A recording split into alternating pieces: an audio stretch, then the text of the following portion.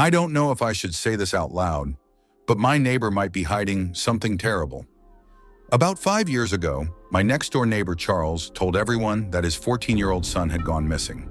It was all over the news back then. The police searched, flyers were everywhere, but they never found him. My wife and I felt awful.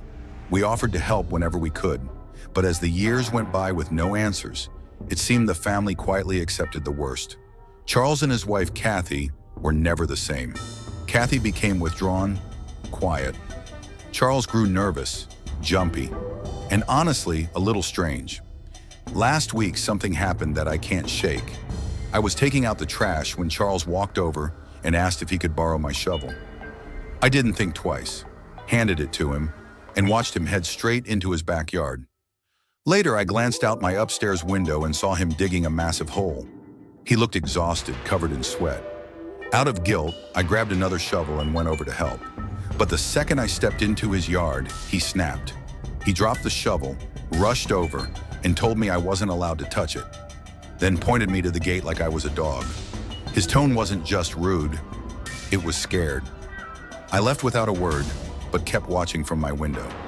He dug for nearly an hour before stopping to scan the rooftops, like he knew someone might be watching. That's when his eyes locked on mine. I casually walked away, heart pounding. That night, around 1:30 a.m., I heard it again, the sound of metal hitting dirt. I crept outside and peeked over the fence. Under the pale moonlight, Charles was digging deeper. When he went inside for a moment, I slipped into his yard.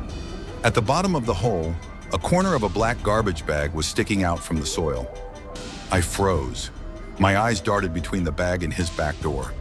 Something inside me screamed to leave, and thank God I did, because seconds later, he stepped back outside.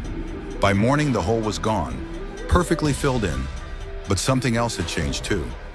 His SUV, which was always in the driveway, was suddenly parked on the street. I don't know what he buried or what he dug up and moved.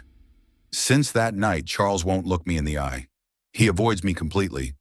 But one afternoon, I caught him, standing perfectly still behind his blinds, just staring, his face pale, his eyes unblinking. And for a moment, I swear he smiled. The blinds snapped shut. Now, every night when I hear the scrape of metal against dirt, I lie awake, heart racing.